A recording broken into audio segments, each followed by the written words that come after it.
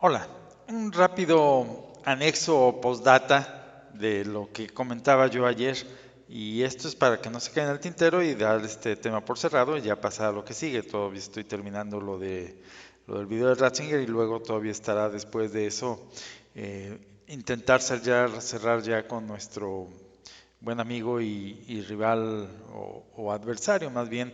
eh, Ay, se me fue tu nombre, Interregnum.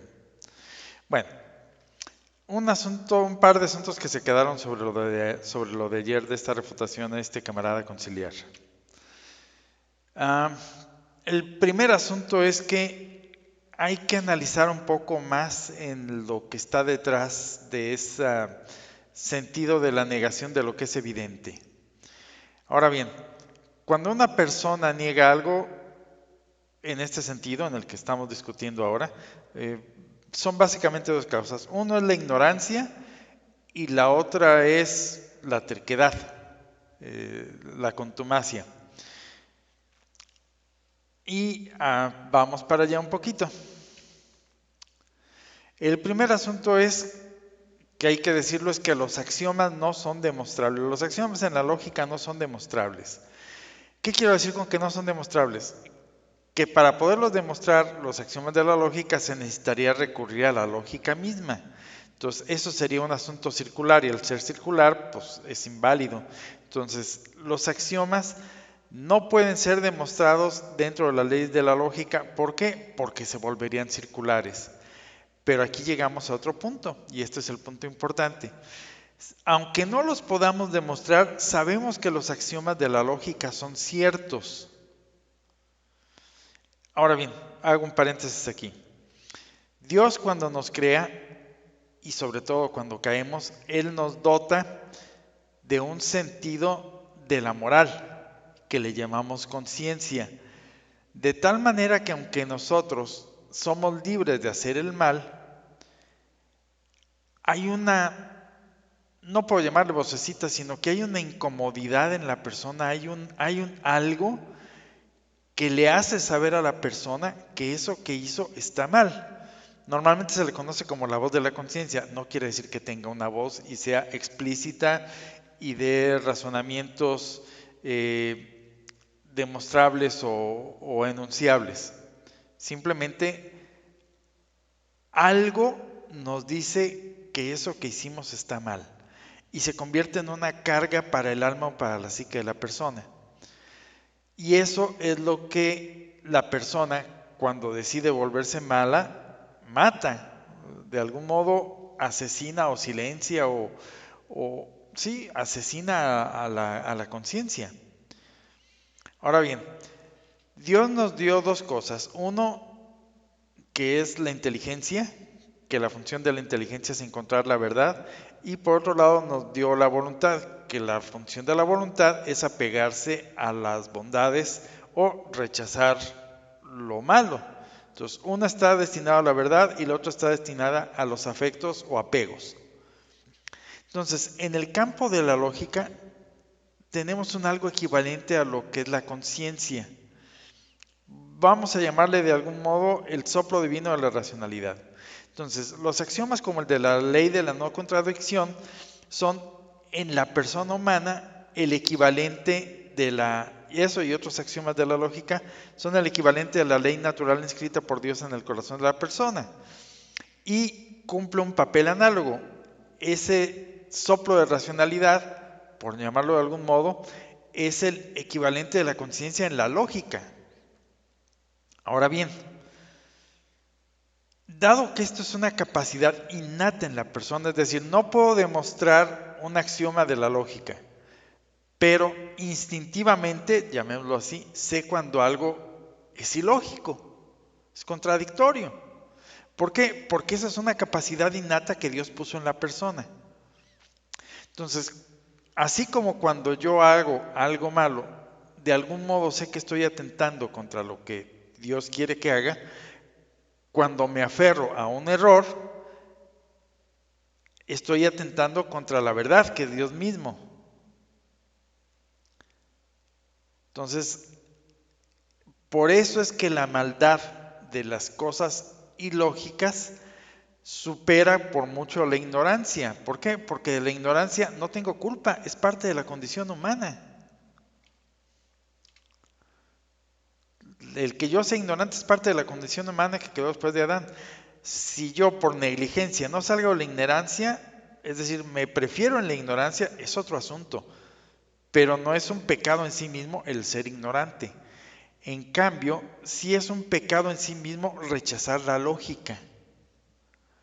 Y por ahí nos dijo nuestro Señor Jesucristo acerca de los pecados que no se perdonan porque son contra el Espíritu Santo, es decir, son contra la lógica. ¿Por qué? Porque Dios nos ilumina en todo momento con la gracia actual, bueno, no en todo momento, sino que en muchas ocasiones, porque llega un momento en el que Dios, por llamarlo de algún modo, se cansa o se aburre de nosotros, tenemos la gracia actual para salir del error y llegar a la verdad. Pero si yo me quiero aferrar al error, estoy actuando contra el Espíritu Santo que ilumina directamente eso. Entonces, el hacer algo ilógico en este sentido en el que lo estamos hablando, pues finalmente es una forma de pecado que me lleva a la herejía. Y ahí estoy pecando contra el primer mandamiento. Ok. Siguiente asunto. Entonces, de la gravedad del no querer salir del error, es que tiene una malicia incorporada. Porque no deseo yo salir del error por no complicarme la vida o salir de mi zona de confort o mi soberbia o lo que ustedes quieran. Segundo asunto. Ya quedamos que el Concilio Vaticano era malo. Lo que no dijimos es qué tan malo. Y pese a ser malo, los conciliares lo defienden. Bueno, por la lógica y por la filosofía sabemos que las consecuencias son proporcionales a las causas. Es decir, que entre mayor sea la causa o más potente o más fuerte sea, mayor será el efecto que produzcan. Eso es algo lógico. No tengo ni por qué demostrarlo. A mayor causa, mayor efecto. ¿Sale? Hasta ahí estamos de acuerdo. Ahora bien, la iglesia es un organismo, un cuerpo, una institución, lo que ustedes le quieran llamar, fundado por Dios mismo, por Jesucristo mismo. Por lo tanto, y estaba destinada a superar los siglos. Por lo tanto, tenía que ser más resistente que el tiempo, más resistente que las herejías, más resistente que las guerras. Y a través de los siglos le tiramos a la iglesia con todo, es decir, le tiramos piedras con ondas, le tiramos flechas con arcos, le tiramos con ballesta, con catapulta, con balas calibre 22, pasamos a los morteros, pasamos a los cañones de largo alcance, le tiramos misiles, hasta que en el siglo XX descubrimos la fuerza de la bomba atómica. Y eso nos da el tamaño de la mortandad. ¿Por qué? Porque si lo más sólido que había en este mundo era la iglesia, y al decir de nuestro buen amigo Petros, el Concilio Vaticano II le partió la madre, entonces, ¿qué grado de maldad o de fuerza tiene ese así llamado Concilio Vaticano II para que le haya partido la madre, por llamarlo de algún modo y según las palabras de él, a lo que era lo más sólido que había resistido 20 siglos sin que nadie, por llamarlo de algún modo, le hiciera nada? Digo, ciertamente sabemos que los arrianos lo hicieron y que Lutero le hizo todo lo que ustedes quieran y gusten, pero nadie ni nada había podido crear el desmadre o la cantidad de daño a nivel global, a nivel de la humanidad, que causó el Concilio Vaticano II. Entonces, ¿qué grado de maldad tiene como para que pese a eso, mi estimado Petros, tú sigas trinchemente aferrándote a él? O sea, ¿en qué cabeza cabe? Si tú estás admitiendo que el Concilio Vaticano II le partió la madre a lo que era lo más sólido que había resistido 20 siglos, ¿por qué lo sigues defendiendo? Hazme el refabrón cabor. ¿Qué dijo nuestra santidad San Pío X acerca de lo que sabemos que fue el Concilio Vaticano II? Que es el sofisma del modernismo metido muy sutilmente y de muchas formas en el Concilio Vaticano. Pues él dijo que el modernismo es la cloaca de todas las herejías. Es decir, en esta iglesia conciliar se reunieron todas las pestilencias de todas las herejías de los 20 siglos anteriores. Y eso es lo que estás defendiendo al defender esa institución que según tú es la iglesia. Ahora bien, te la voy a poner fácil, mi querido Petros o a cualquiera de este canal. ¿Quieren que discutamos algo de teología? ¿Sí? Ok. Antes que nada van a llegar por delante con su definición de la iglesia. ¿Por qué? Por lo que decía ayer. Dame un punto de apoyo y moveré el mundo. Dame una definición de la iglesia y te demostraré todo lo que está mal en ella. Pero mientras no tengas ese punto de apoyo, o lo que es lo mismo, esa definición, no hay nada que hacer. Entonces, ¿quieres que discutamos algo de teología? Sí, dame una definición de la iglesia. No te la doy yo por las razones que ya te dije. No la vas a querer de todos modos. La soberbia del ser humano es tal que se enamora de sus propias ideas, no de las de otros. Es muy poco las gentes que se enamoran de otras ideas. Entonces, ¿quieres salir del terror? Sí. Razónale hasta que des pie con bola en por qué el Concilio Vaticano está mal. O lo que es lo mismo, lo que es la iglesia. O lo que es lo mismo, qué es lo indispensable para ser católico. En cuanto tú respondas una de esas tres, las respondes todas. Cambio de tema. Comentaba con una persona del canal y hablando de axiomas de la lógica, algo que son algunos axiomas o dogmas de la iglesia.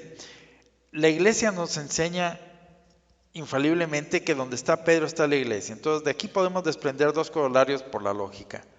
Uno, donde no está Pedro, no está la iglesia. Eso lo sabemos, es obvio, y ahí tenemos las 20,000 iglesias que no son la católica. Los luteranos, los adventistas, los testigos de Jehová, todos los que ustedes quieran. ¿No tienen a Pedro? No, no es iglesia, punto. Pero aquí va la que no te gusta. Donde está el falso Pedro, está la falsa iglesia. No, eso sí, no. La iglesia puede estar ahí, pero ya no es el Pedro que está ahí es falso, pero la iglesia es la misma. No, espérame. Donde está el paraguas, está protegido de la lluvia, ¿sale? Donde no está el paraguas, no está protegido de la lluvia. Pero donde está un paraguas roto, falsificado, que no hace su función y que al contrario es un pararrayos para que te caiga ahí un rayo y te quemes. Entonces, ¿qué te quedas ahí? Ese es un falso paraguas, habiendo paraguas verdaderos que te cubren del asunto. Bueno, habiendo un paraguas, no paraguas en plural. Algunas gentes me dicen, cambio de tema, ¿por qué soy tan sarcástico en la forma de plantear las cosas? Primero, es parte de la lógica del principio de la no contradicción, que si yo en una demostración llego a demostrar una contradicción, por consiguiente estoy refutando todo el principio. Es decir, si siguiendo tu razonamiento llega una contradicción, señal de que tu razonamiento está mal. Eso se llama en lógica el principio de refutación por reducción al absurdo. Y es un principio perfectamente válido en la lógica. De hecho, los geómetras lo han usado abundantemente para demostrar todos los sistemas falsos en la geometría, llevándolos a la reducción al absurdo. Entonces, ¿por qué soy tan sarcástico? Porque me especializo en llevar al absurdo. Y esto tiene otra finalidad todavía más. Y un tema, nomás para pensarlo un poquito. Nosotros, algunos de nosotros, no todos, decimos que todavía viene Petrus Romanus. ¿Ok? El primer papa de la iglesia, pensando en que a Dios le gustan las simetrías, el primer papa fue Pedro Romano, que ni siquiera era romano, era judío, pero se llamaba Pedro Romano.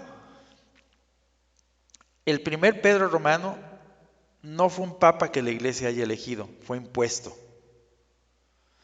Y dado que yo creo que a Dios le gustan las simetrías, es por aquello de que la iglesia terminará sus días como empezó, Petrus Romanos también será impuesto. Para aquellos que me preguntan de cómo vamos a elegir un papa.